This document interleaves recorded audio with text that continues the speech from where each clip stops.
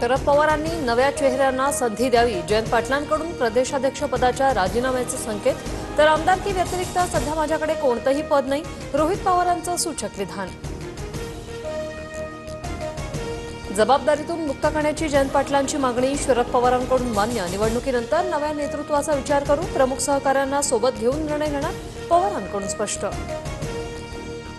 जयंत पाटलांच्या मनात दुसरं काय आहे का हे समजून घ्यावं लागेल. प्रदेशाध्यक्षपद सोडण्याच्या जयंत पाटलांच्या संकेतानंतर फडणवीसांची प्रतिक्रिया. एकट्याने निवडणुका लढायच्या की कोणाला सोबत घ्यायचं, जिल्ह्यामधील नेतृत्वाची चर्चा करून भूमिका घेणार, पक्षाच्या 26व्या वर्धापन दिनी शरद पवारांचं विधान. पक्षाचा वटवृक्ष झालाय, मात्र काही पारंब्यांनी स्वतंत्र मुळं धरली आहे. रोहित पवारांची अजित पवारांवर टीका, तर सोडून गेलेल्यांवर टीका करत नाही असं म्हणत सुप्रिया सुळेंकडून शुभेच्छा. धीर धरा, काहींना खूप घाई झाली, आपल्या नेत्याला राजकारणातील सगळी गणितं माहिती आहेत, अजितदादांच्या सोबत चला म्हणणाऱ्यांना निलेश लंकेने सुनावलं. प्रवक्ते आमदार काही माहिती नसतानाही प्रतिक्रिया देतात, फार महत्वाचे प्रश्न विचारले तर वरिष्ठ बोलतील असं सांगा.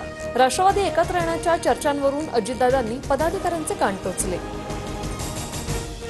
अजित पवारांना मुख्यमंत्री करायचं असेल तर स्थानिक स्वराज्य संस्थेच्या निवडणुकीत राष्ट्रवादीला 1 नंबरला आणा, हसन मुश्रीफांचं कार्यकर्त्यांना आवाहन. आपली बाजू कितीही खरी असली तरी अन्याय होत असतो, सहन करायला शिका. सुप्रिया सुळेंचं व्हॉट्सअप स्टेटस चर्चेत, संस्कार विसरू नका, सुळेंचा रोख नेमका कोणाकडे? निधीचे पैसे मी काय खिशात घेऊन बसलोय का, आरोपांवरून अजितदादांनी शिरसाट आणि हाकेनं सुनावलं. तर सामाजिक न्याय विभागाला मागील अर्थसंकल्पापेक्षा 41% निधी वाढवून दिल्याचंही स्पष्टीकरण. बाप काढणाऱ्या नितेश राणेंना मुख्यमंत्री फडणवीसांची समज, तुमच्या मनात काहीही असेल पण कोणाचाही बाप काढणं योग्य नाही, फडणवीसांनी समजावलं. भाडेवाढ न करता सर्व लोकल एसी करण्याचा प्लॅन तयार, गर्दी टाळण्यासाठी सरकारी कार्यालयांच्या वेळेत बदल करता येईल का यासाठी प्रयत्न, मुख्यमंत्री फडणवीसांची महत्त्वाची माहिती.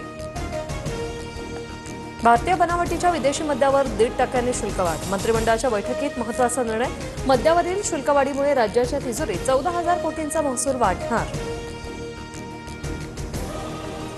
महाराष्ट्रात नव्या 89 कोरोना रुग्णांची नोंद, मुंबईत सर्वाधिक 32, पुण्यात 23 तर ठाण्यात 3 रुग्णांची भर. राज्यात सध्या 615 सक्रिय रुग्ण. चीनी नागरिकांचा जीव वाचवल्याबद्दल चीननं मानले भारतीय नौदल आणि मुंबई कोस्टगार्डचे आभार. अरबी समुद्रात मालवाहू जहाजाला लागलेल्या आगीत 18 जणांना वाचवण्यात यश, त्यापैकी 14 चीनी नागरिक होते.